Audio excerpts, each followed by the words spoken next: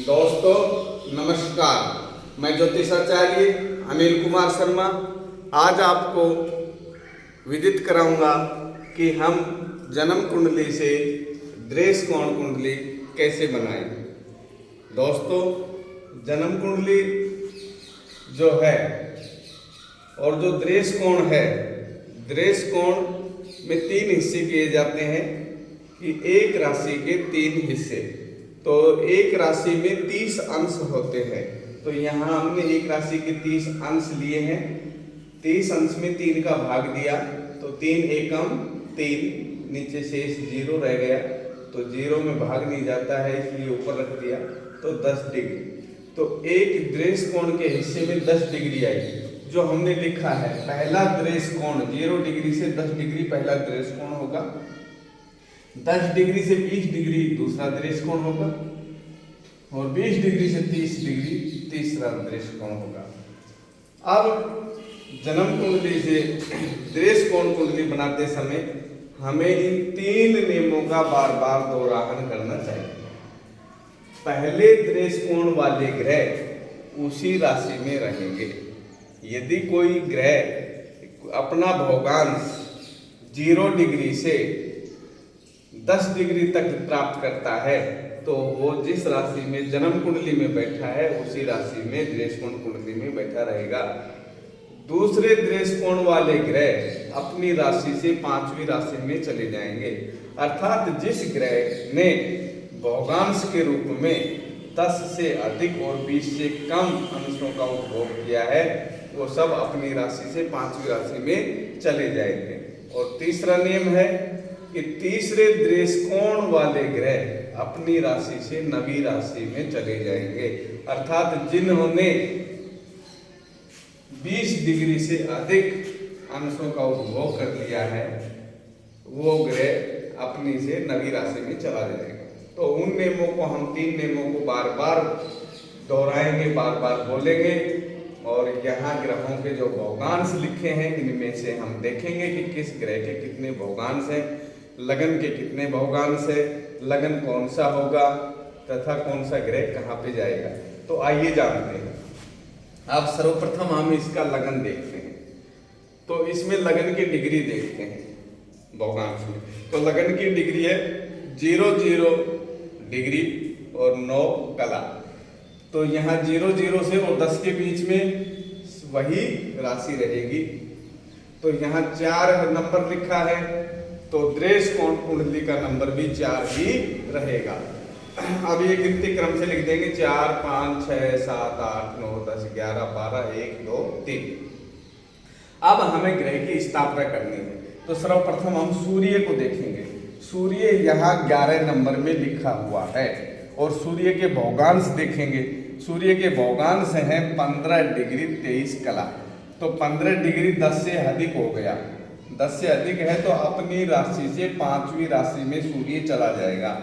तो यहाँ से गिनेंगे 1 2 3 4 5।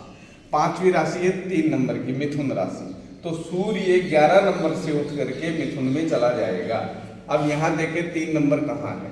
3 नंबर राशि ये है तो सूर्य 12वें घर में पहुँच गया है, मिथुन राशि में पहुँच गया है। इसी प्रकार से अब हम दूसरा ग्रह चंद्रमा देखेंगे। चंद्रमा यहाँ 3 नंबर की राशि में है लेकिन कितना भोगांश प्राप्त किया है 16 29, अर्थात ये भी 10 और 20 के बीच में है, दूसरे दृश कोण में आता है।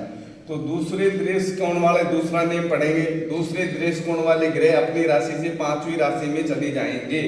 तो यहाँ 5वीं में जाएगा ये भी। तो 1 2 3 4 5, अर्थात जहाँ तुला राशि लिखी है 7 नंबर लिखा है वहीं चंद्रमा पहुंच जाएगा। तो इसमें चंद्रमा 7 नंबर में आ गया है।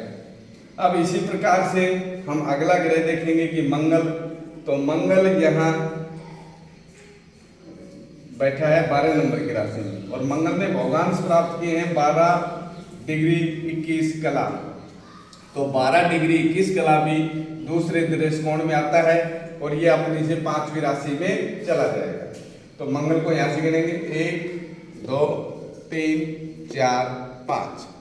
कर्क राशि है वो 5वीं है तो मंगल महाराज यहाँ आ जाएंगे, यहाँ आ गए हैं 4 नंबर के। अब इसी प्रकार से मंगल के बाद हम बुध को देखेंगे, तो बुध की डिग्री को देखेंगे।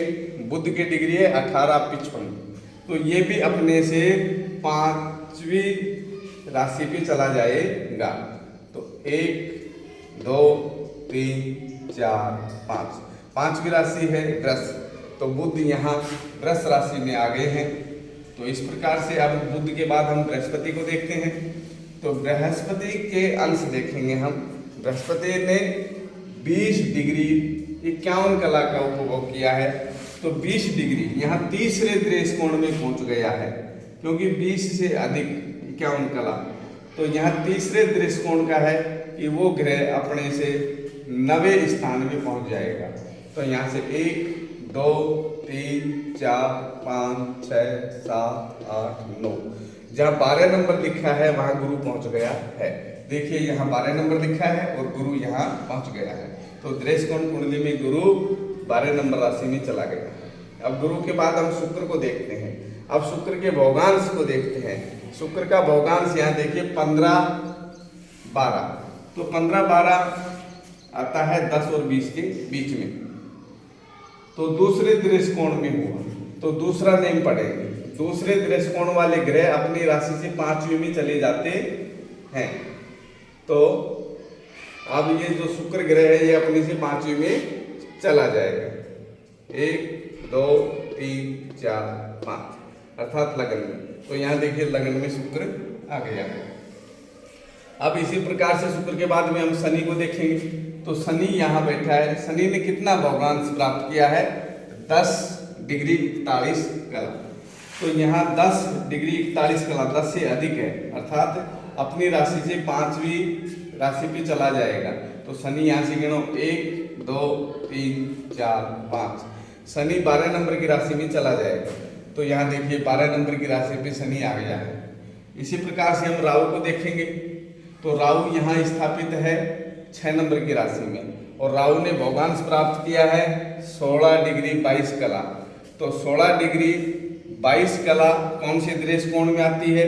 10 से और 20 के बीच में आती है। तो ये भी अपनी राशि से 5वीं राशि पे चला जाएगा। तो यहाँ से गिनते हैं 1 2 3 4 5, राहु जहाँ 10 नंबर लिखे हैं वहाँ पहुँच जाएगा। तो यहाँ देखिए 10 नंबर यहाँ लिखे हैं, यहाँ राहु आ गया है, और राहु से ठीक 180 डिग्री पे केतु होता है, इसलिए 180 डिग्री पे केतु यहाँ आ गया है। इस प्रकार से हम जब इस वीडियो को देख के बार बार देख करके इस नोट्स को बनाएंगे, इन 3 नियमों का बार बार दोहराहन करेंगे, तो दृश्य कोण कुंडली बनाना हमारे लिए बड़ी आसान हो जाएगी, और आप जन्म कुंडली को देख करके आसानी से दृश्य कोण कुंडली बना सकते हैं। वीडियो अच्छी लगी है तो लाइक करें, सब्सक्राइब करें, दोस्तों को शेयर करें। धन्यवाद।